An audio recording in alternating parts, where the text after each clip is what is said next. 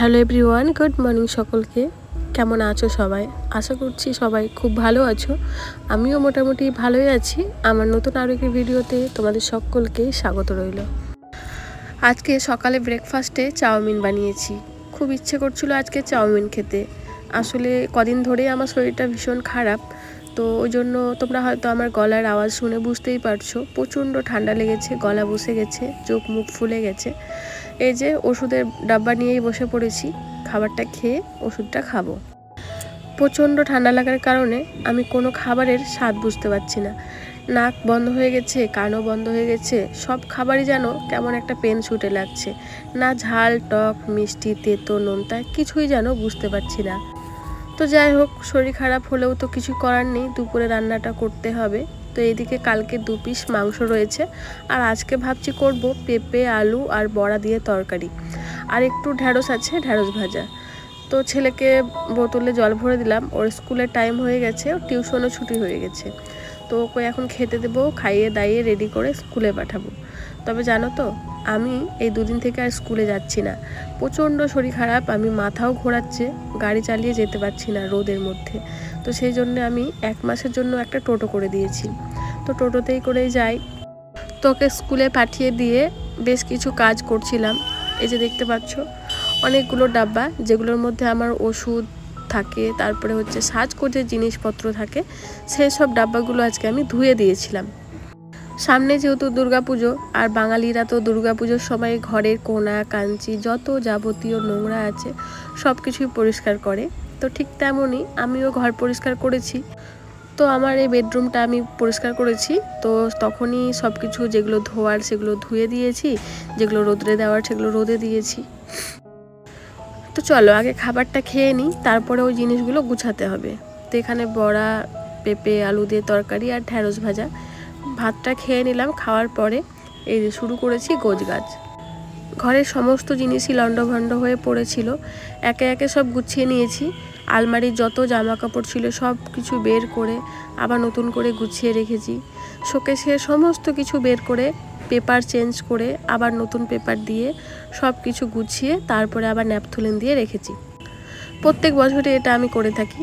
1 বছর পর পর সমস্ত জিনিস বের করে পেপারগুলো চেঞ্জ করে ন্যাপথলিন দিয়ে তারপরে আবার জামা কাপড় রাখি। তো আমার তো কোনো ড্রেসিং আয়না নেই, তো ওই জন্য আমি শোকেসের মধ্যেই আমার এই সমস্ত জিনিসগুলো রাখি। একটা সাইডে রাখা থাকে আর বাকিগুলোতে শুধু জামা কাপড় থাকে। তো আজকে এই শোকেসটা গুছানোর সময়তেই আমি একটা আমার অমূল্য রতন পেয়েছি বলতে পারো। অনেক পুরনো দিনের একটা স্মৃতি আমি পেয়েছি, সেটা তোমাদেরকে দেখাবো একটু পরে। তো চলো, তার আগে আমি এই সব জিনিসগুলো আগে জায়গা মতো রেখে দিই।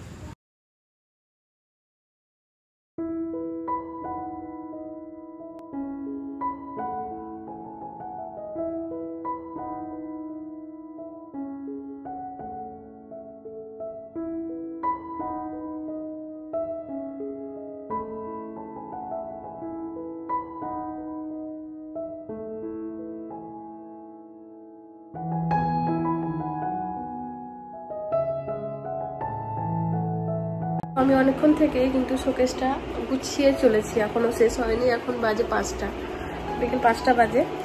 তো গুছাতে গুছাতে একটা জিনিস দেখতে পেলাম, চলো তোমাদেরকে দেখাই, তাহলে বুঝতে পারবে। আর আমার গলার অবস্থা খুবই খারাপ, জানি হয়তো বুঝতে পারছো না আমার কথা। তো এই দেখো, পুরনো দিনের কিছু স্মৃতি নিয়ে বসে পড়েছি তোমাদেরকে দেখাতে, যেটা আমার খুবই প্রিয় আর আমি খুব যত্ন সহকারে এটা আমি রেখেছি আমার কাছে। এই যে দেখতে পাচ্ছ সাদা রঙের শাড়ি পরা, লাল পাড়, সেটা হচ্ছে আমার স্কুলের একটা নাচের প্রোগ্রাম ছিল, তখন ওই স্কুলেই কিন্তু ছবিটা তোলা হয়েছিল। স্কুল থেকে আমি ছবিটা নিয়ে কম্পিউটার থেকে বের করেছিলাম। আর এই শাড়ি পরা ছবিটা কখনো এক সময় স্টুডিওতে গিয়ে তুলেছিলাম। তখনের দিনে তো আর এত স্মার্টফোন ছিল না, আমাদের তো ছিলই না, সেই জন্য ছবি তুলতে ইচ্ছে করলেই স্টুডিওতে গিয়েই তুলে আসতাম। আর এই ছবিগুলো হচ্ছে আমি আমার দিদা দাদুর সঙ্গে পুরীতে গিয়েছিলাম বেড়াতে, তখনকার ছবি। এই যে দেখতে পাচ্ছ, এটা আমি, আর এটা হচ্ছে আমার মামার বাড়ি ওখানকার একটা বোন। তো এটা অনেক পুরনো ফটো, অনেক দিন আগের, প্রায় 12-15 বছর আগের ফটো এগুলো। আর এই যে এটা হচ্ছে আমি, এটা হচ্ছে আমার দিদা, এটা দিদার বোন, আর ওইটাও আমি। আর এটা হচ্ছে ওই দিদাটার মেয়ে, এই দুই দিকে, আর মধ্যে হচ্ছে আমি। আর এইগুলো হচ্ছে আমার বরের ট্রেনিং সেন্টারের সব ফটো। তো এই যে দেখতে পাচ্ছ, এখানে কিন্তু আমার বর রয়েছে। চলো দেখি ওকে চিনতে পারি নাকি। তো ওকে খুঁজে চলেছি, তারপরে দেখছি এই যে বাবু বা সাইডে ফার্স্ট লাইনেই দাঁড়িয়ে রয়েছে। তো যাই হোক, অনেক ভিড়ের মাঝেও আমি ওকে খুঁজে পেয়ে গেছি, যেহেতু সামনের দিকেই ছিল। আর এই দেখো, এটা হচ্ছে আমি, আর এটা হচ্ছে আমার মামার ছেলে, আমার ভাই এখন কত বড় হয়ে গেছে, আর সেই ছোট্টবেলার ফটো। আর এই যে এই দিকে হচ্ছে আমার মা এক সাইডে, আর এই আকাশি কালার সাইডে একটা বৌদি, আর মিডিলে হচ্ছে আমি। আর এটা হচ্ছে আমার বিয়ের ফটো, রিসেপশনের। আর এটা আমার দাদা, এগুলো দাদা ঘুরতে গেছিলো তখনকার ফটো, আমার কাছেই আছে। তো দাঁড়াও, আরও বেশ কিছু ফটো আছে, সেগুলো তোমাদের দেখাবো।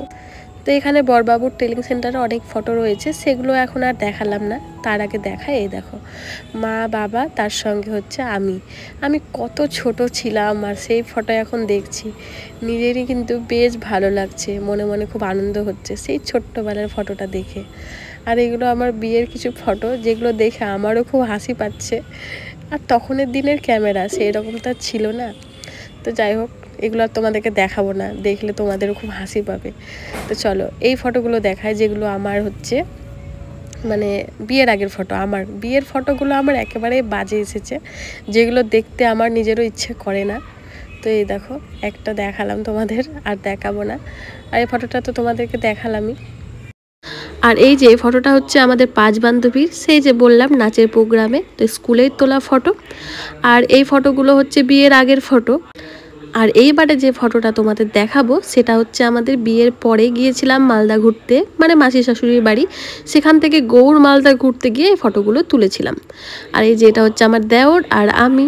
আর এই ফটোগুলো জানো তো সব ফোনেই তুলেছিলাম, তারপরে আমি কম্পিউটার থেকে বের করে নিয়েছি। আর এটা হচ্ছে আমার বিয়ের আগের ফটো, মানে আমার রেজিস্ট্রির সময়কার ফটো। এই যে আমার বর, ওইটা হচ্ছে দিদা। আর এই যে এখানে হচ্ছে আমার বর আর আমি। এই ফটোগুলো দেখে সত্যি আমার ভীষণ হাসি পাচ্ছে, মানে কি বলবো যে কেমন ছিলাম আমি। মানে যাই হোক, আগের ফটো, অনেক আগের ফটো, প্রায় 11 বছর হয়ে গেল প্রায়। তো যাই হোক, তোমাদের কেমন লাগলো অবশ্যই জানিও। তারপরে সন্ধ্যাবেলা গিয়েছিলাম গিফটের দোকানে গিফট কিনতে। কালকে যেহেতু টিচার্স ডে, তো বুঝতেই পারছো ছেলের তো টিচার্স ডেকে গিফট দিতে হবে। তো 3টে গিফট নিয়েছি গিফট দোকান থেকে, আর হচ্ছে বইয়ের দোকান থেকে নিয়েছি 4-5টা মতো পেন, সেটা স্কুলের জন্য তোমাদের দেখাচ্ছি। এই যে এটা নিয়েছি হচ্ছে ওর বাড়িতে দিদি ভাই পড়াতে আসে তার জন্য। আর আরও 2টো আছে, একটা ইংলিশ স্যারের জন্য আর একটা ড্রয়িং স্যারের জন্য। আর এই যে 5টা পেন নিয়েছি। স্কুলে যেহেতু ওদের অনেকগুলো ম্যাম, তো অনেক ম্যামকে তো আর গিফট দেওয়া সম্ভব নয়, মানে প্রায় 15-16 জন ম্যাম আছে। তো সেই জন্যে আমি বলেছি 5টা পেন কিনে দিলাম, তোর যাকে যাকে খুশি 5টা ম্যামকে দিয়ে দিবি, মানে ওদের ক্লাসে যে ম্যামগুলো আসে তাদের মধ্যে 5 জনকে দিয়ে দেবে, তাহলেই হবে। প্রত্যেক বছরই এই 5টা 10টা এরকম করে পেন দিয়ে পাঠাই, যাকে যাকে ইচ্ছে হয় তাকে তাকে দিয়ে দেয়, কারণ সব ম্যামকে তো দেওয়া সম্ভব নয়। তো এই যে হচ্ছে সেই পেনগুলো, যেগুলো স্কুলে নিয়ে যাবে। তো যাই হোক, গিফট পেতে কার না ভালো লাগে, সেই গিফট ছোট হোক কিংবা বড়, আমার তো ভীষণ ভালো লাগে। বিশেষ করে এই যে গিফট যে র্যাপগুলো করা থাকে, র্যাপারগুলো দেখেই মন খুশি হয়ে যায়। তারপরে রাত্রে একটু বসালাম সেদ্ধ ভাত। তো চলো আজকে ভিডিওটি এই পর্যন্তই, দেখা হবে নেক্সট ভিডিওতে, টাটা।